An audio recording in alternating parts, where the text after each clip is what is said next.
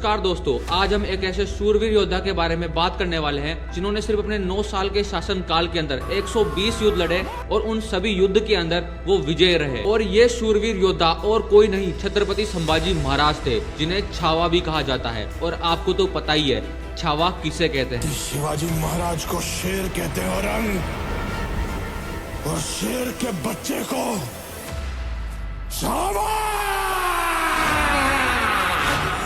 छत्रपति संभाजी महाराज का जन्म 14 मई 1657 में पुरंदर के किले में हुआ। वह महान छत्रपति शिवाजी महाराज और उनकी पहली पत्नी सईबाई के पहले पुत्र थे। छत्रपति संभाजी महाराज एक महान वीर योद्धा थे और इतना ही नहीं, मुगल शासक औरंगजेब भी छत्रपति संभाजी महाराज की वीरता को कबूल कर चुके थे। औरंगजेब ने एक बार छत्रपति संभाजी महाराज के बारे में कहा था कि मेरे चारों बेटों में से अगर एक भी तुम्हारे जैसा होता तो आज पूरे हिंदुस्तान पर मुगल सल्तनत का राज होता। छत्रपति संभाजी महाराज, जिन्होंने सिर्फ 13 साल की उम्र में 13 भाषाएं सीख ली, संस्कृत के विद्वान बन गए। सिर्फ 13 साल की उम्र में उन्होंने सारी रीजनल भाषा, अंग्रेजों की भाषा, साउथ इंडियन लैंग्वेज और सारी ढकनी भाषा सीख ली थी। और इतना ही नहीं, इसी के साथ साथ तीरंदाजी, armoury, body building, horse riding, इन सभी में वो बचपन से ही पावरफुल थे। और एक्चुअली में अगर आप ध्यान से देखोगे तो ये एक रेयर कॉम्बिनेशन है शस्त्र और शास्त्रों का। जो बच्चा या फिर इंसान शास्त्र पढ़ने में निपुण होता है वो शस्त्र नहीं उठा पाता है, और जो शस्त्र उठा लेता है वो शास्त्र पढ़ नहीं पाता है। और संभाजी महाराज इन दोनों ही चीजों में एक्सपर्ट थे और इसी कारण से उनकी बुद्धि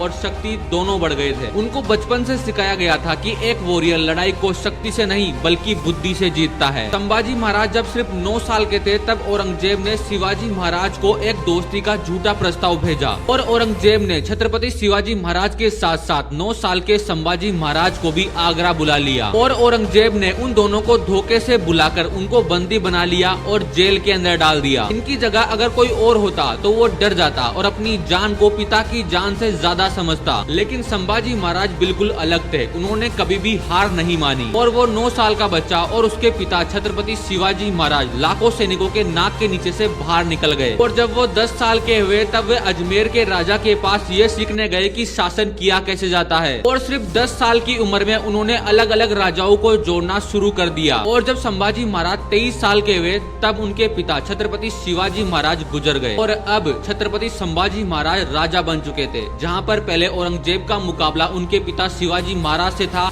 वहीं पर अब संभाजी महाराज से उनका मुकाबला था। छत्रपति संभाजी महाराज के जीवन की सबसे बड़ी अचीवमेंट में से एक अचीवमेंट ये रही कि जब से वो राजा बने तब से लेकर 9 साल के शासन काल के बीच में वह औरंगजेब को सिर्फ मराठाओं के बीच में ही घुमाते रहे। संभाजी महाराज ने अपने सिर्फ 9 साल के शासन काल के अंदर औरंगजेब से 120 युद्ध लड़े और एक भी युद्ध नहीं हारा। एक्चुअली में औरंगजेब नॉर्थ को छोड़कर यहाँ पर आ गया था और उसके पास में 8 लाख की सेना थी और मराठा सिर्फ 20,000 थे। लेकिन फिर भी 20,000 8 लाख के ऊपर भारी पड़े। छत्रपति संभाजी महाराज से परेशान होकर औरंगजेब ने एक कसम खा ली थी कि जब तक वो संभाजी महाराज को पकड़ नहीं लेगा तब तक वो अपने सिर का ताज नहीं पहनेगा। छत्रपति संभाजी महाराज से युद्ध करके औरंगजेब परेशान हो गया था और वो समझ गया था कि इनको सामने से हराना इम्पॉसिबल है और अब कुछ और करना पड़ेगा। वहीं पर संभाजी महाराज के जो साले साहब थे गणोजी शिर्के, संभाजी महाराज के पत्नी के भाई, उनको उन्हें वेतनदारी देने से मना कर दिया और इसी कारण से उन्होंने छत्रपति संभाजी महाराज को धोखा दे दिया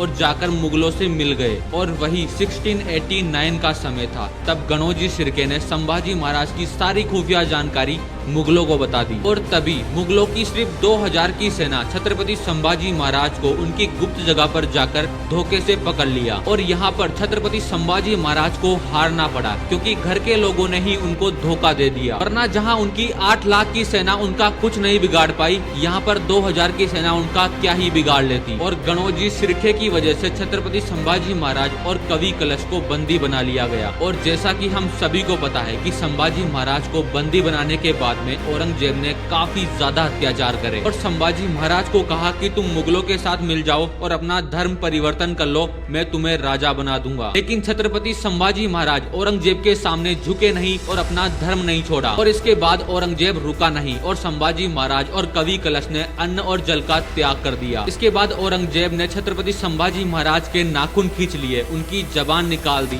और उनकी आंखें फोड़ दी। लेकिन इतना ज्यादा अत्याचार होने के बाद भी संभाजी महाराज ने उफ तक नहीं करी और सारा अत्याचार सहते रहे। औरंगजेब ने सबसे पहले संभाजी महाराज और कवि कलश की जीभ को काट दिया और उनको रात भर तड़पने के लिए छोड़ दिया। और इस दौरान उन्हें रोज बोला जाता था कि तुम इस्लाम कबूल कर लो और मुगलों के साथ मिल जाओ, तुम्हारी जान बख्श दी जाएगी। औरंगजेब संभाजी महाराज से बार बार पूछता रहा कि तुम उन मुगलों का नाम बता दो जो मराठाओं से मिले हुए हैं और मराठाओं का खजाना कहाँ पर पड़ा हुआ है उसका पता बता दो। छत्रपति संभाजी महाराज को इतना ज्यादा अत्याचार सहते देख औरंगजेब समझ गया कि ये कभी किसी के सामने झुकेंगे नहीं और औरंगजेब ने यह तक कह दिया कि मेरे चारों बेटों में से अगर एक भी तुम्हारे जैसा होता तो आज पूरे भारतवर्ष को मुगल सल्तनत में बदल देता। और पूरे 40 दिन के अत्याचार के बाद भी संभाजी महाराज मुगलों के सामने झुके नहीं। और इसके बाद औरंगजेब ने छत्रपति संभाजी महाराज के शरीर के टुकड़े टुकड़े करवा दिए और 11 मार्च 1689 को छत्रपति संभाजी महाराज वीर गति को प्राप्त हो गए। इसके बाद औरंगजेब ने संभाजी महाराज के शरीर के टुकड़ों को नदी किनारे फिकवा दिया। लेकिन अब सभी मराठाओं को एक साथ मिलने का मौका मिल गया था। उन सभी ने छत्रपति संभाजी महाराज के शरीर के टुकड़ों को उठाया और उनको सिलकर उनका अंतिम संस्कार किया। सारी की सारी मराठा कम्युनिटी